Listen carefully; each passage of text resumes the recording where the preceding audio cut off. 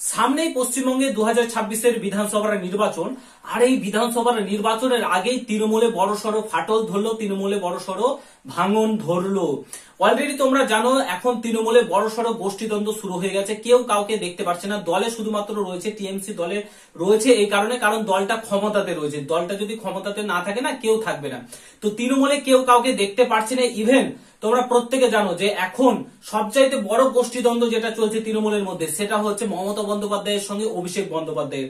মমতা বন্দ্যোপাধ্যায় চাইছে পুরাতনদের নিয়ে কাজ করতে, আর অভিষেক বন্দ্যোপাধ্যায় চাইছে যে যারা নতুন রয়েছে তাদেরকে নিয়ে কাজ করতে। তাদের মধ্যেই কিন্তু গোষ্ঠীদ্বন্দ্ব অলরেডি শুরু হয়ে গেছে। আরো যারা বড় বড় নেতা রয়েছে তাদের মধ্যে কিন্তু এখন বড়সড় গোষ্ঠীদ্বন্দ্ব চলছে। তৃণমূলে কেউ কিন্তু আর থাকতে চাইছে না, কারণ প্রত্যেকে জানে 2026-এর বিধানসভার নির্বাচনে তৃণমূল হারতে চলেছে এবং বিজেপি নবান্নের গদি দখল করতে চলেছে। বিজেপি জয়ী হতে চলেছে, সমীক্ষাও সেটা বলছে। 162টি প্লাস সিটে বিজেপি কিন্তু জয়ী লাভ হবে 2026-এর বিধানসভার নির্বাচনে।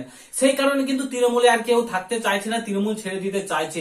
একজন বড় নেতা তৃণমূল থেকে ইস্তফা দিয়ে দিল, ঠিক আছে, তৃণমূল থেকে বড় নেতা একজন ইস্তফা দিয়ে দিল। এই মুহূর্তে বিগ ব্রেকিং নিউজ, বড় খবর। কে এই নেতা তোমাদেরকে সমস্তটাই বলছি। তৃণমূলে আর কেউ থাকতে চাইছে না, আর এটা এক প্রকার নিশ্চিত হয়ে গেছে যে 2026-এর বিধানসভার নির্বাচনে কিন্তু বিজেপি একদম আরামসে জয় লাভ হতে চলেছে। পুরো প্রতিবেদনটা দেখো, সমস্ত কিছু তোমাদেরকে শেয়ার করেছি। চ্যানেলে যদি নতুন হও অবশ্যই চ্যানেলটাকে সাবস্ক্রাইব করে পাশে থাকা বেল আইকনটাকে প্রেস করে দেবে। যখন আমি নতুন ভিডিও আপলোড করব তার নোটিফিকেশন সর্বপ্রথম পেতে অতি অবশ্যই চ্যানেলটাকে সাবস্ক্রাইব করে দেবে। তো তোমাদেরকে ফার্স্ট অফ অল বলে রাখি, কল্যাণ বন্দ্যোপাধ্যায়, আশা করি তোমরা প্রত্যেকে তাকে চিনতে থাকবে, ঠিক আছে। তো তিনি ইস্তফা দিয়ে দিয়েছেন, ঠিক আছে।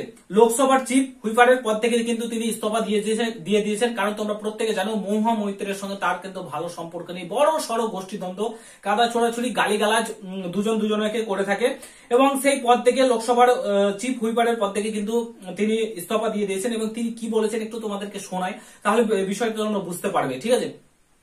দিদির বক্তব্য হচ্ছে লোকসভার যে তারা ঠিকঠাক ভাবে হচ্ছে না, ঠিক আছে, লোকসভাটা ঠিকঠাক ভাবে চলছে না, সেই জন্যই আমি রিজাইন করলাম। সুদীপ বন্দ্যোপাধ্যায় দিনের পর দিন আসেন না, কাকুলি মাঝে মাঝে থাকেন, সব দায়িত্ব কি আমার ঘাড়ে, এটা বলছেন তিনি।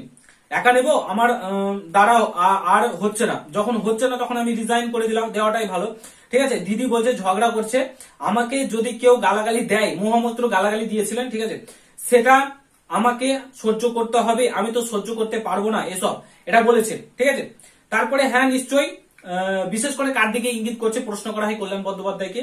হ্যাঁ নিশ্চয়ই, মহামৈত্র তো গালিগালাজ করেছে, আমাকে গালি দিয়েছে, কি বললেন, দলকে জানিয়েছি, দলের বিরুদ্ধে দল তার বিরুদ্ধে পদক্ষেপ নেয়নি, ঠিক আছে, কল্যাণের বিরুদ্ধে পদক্ষেপ নিয়েছে, এখন আমাকে দোষারোপ করছে, আমি রিজাইন করে দিলাম।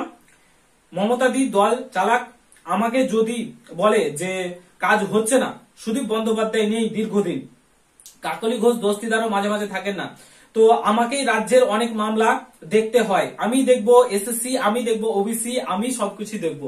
তিনি এই জন্য চিফ হুইপারের পদ থেকে, লোকসভার চিফ হুইপারের পদ থেকে ইস্তফা দিয়ে দিলেন কল্যাণ বন্দ্যোপাধ্যায়।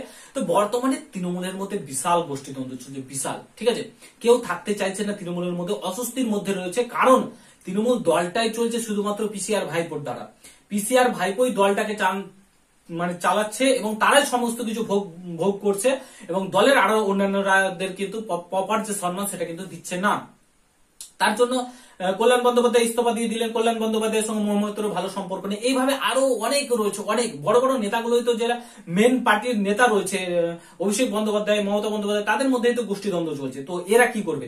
তো বড়সড় এখন গোষ্ঠীদ্বন্দ্ব শুরু হয়ে গেছে, বড় ফাটল ধরে গেছে তৃণমূলের মধ্যে। এখন কি দেখার বিষয় হচ্ছে, 26-এর নির্বাচন রয়েছে, নির্বাচনে আগে আদৌ দলটা টিকে থাকবে কিনা, এটা সবচাইতে বড় প্রশ্ন। আর বিজেপি এক প্রকার জিতছে, এটা নিশ্চিত হয়ে গেছে, 162 প্লাস সিট নিয়ে বিজেপি জিতবে, এক প্রকার নিশ্চিত, যা দেখে বোঝা যাচ্ছে। সমীক্ষা যেটা বলছে যে বিজেপি এবার কিন্তু জয়লাভ হতে চলেছে।